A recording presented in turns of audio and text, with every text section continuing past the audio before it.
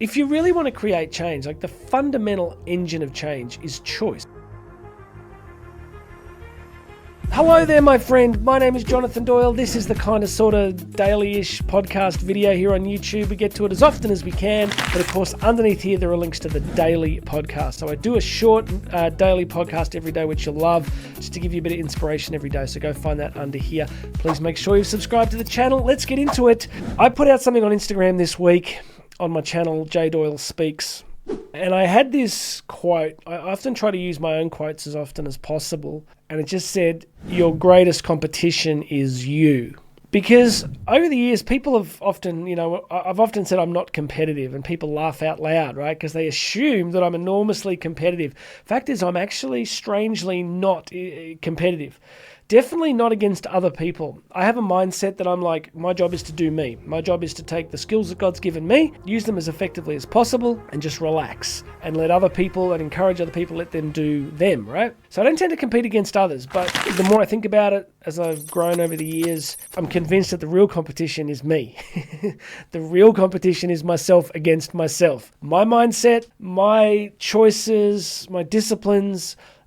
I'm the one. I don't want to say I'm the enemy, but I'm the one that I have to compete against. I'm going to give you a really cool example. So over the last few years, as my kids have grown up, there is this old man who runs past the front of our house pretty much on a daily basis. Now I'm talking 70s, 80s. And in midwinter, and where I live here in Australia, it actually gets really cold in the middle of winter. And he will be there. And I'm talking the guy is like in a t-shirt or a singlet, has gloves and a hat, and that's it. But I've never met him, right? I've never spoken to him. But the kids are always like, oh, there he is. And where we live, there's a really steep hill, just very close to the front of our house. And he runs straight up that. Now, the guy ain't moving fast, right? But he's there every day. So earlier this week, I'm out there for my training run. I got an ultra marathon coming up in May. I'm out there running, and I see him in the distance. And he's running really slow, and I'm running a fair bit faster, and I'm coming up behind him. And I had my headphones on and thinking, let's just leave it be. But I had this sense to stop and just tell him that I thought he was amazing. And I did. I got about 2 steps past him. I stopped. I said, man,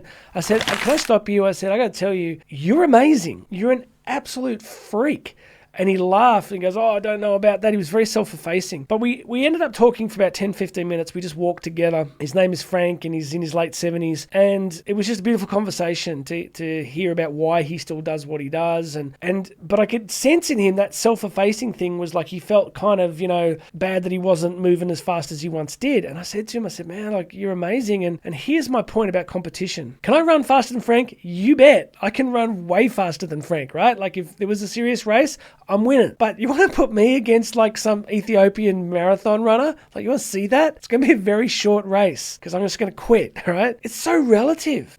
Frank's job isn't to compete against me. My job isn't to compete against Frank or, Ethiopian world record holders. My job's to be as fit as I can be and to train as well as I can train, to show up as often as I can show up. Same for Frank. So it just really solidified for me this realization that the essential task is to realize that all the magic is in you becoming better than you were, okay? You becoming better than you were, say, yesterday. I think it's John DiMartino. It talks a lot about this.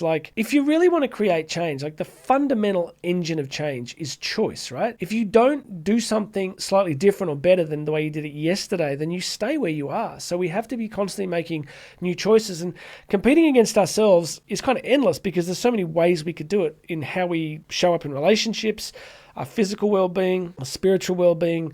We are complex beings, right? Because I just got off a call to the US because we're doing a live show next week, and they want to talk to me about self-sabotage. And I teach on this a lot because we assume that we're on our own side, right? But that's not my experience over the years. We're complex. We undermine ourselves. We stop competing against ourselves. We settle. So I want to put in your head today that stop worrying about competing with anybody else. Pretty much, unless you're really in an elite sport or something, just focus on competing against yourself. That's where the magic is. That's where the real magic is. So for me, it's can I train a little bit better than I did yesterday?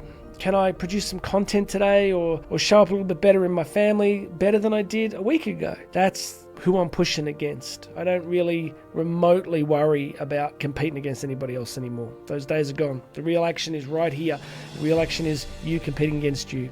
All right, my friend, God bless you. Please make sure you've subscribed. Go check out the website, jonathandoyle.co. You can book me to speak live. You can book me for consultancy projects, working with your team. Whatever you need, it is on the website. Check out the Instagram page. But you and I are going to talk again very soon.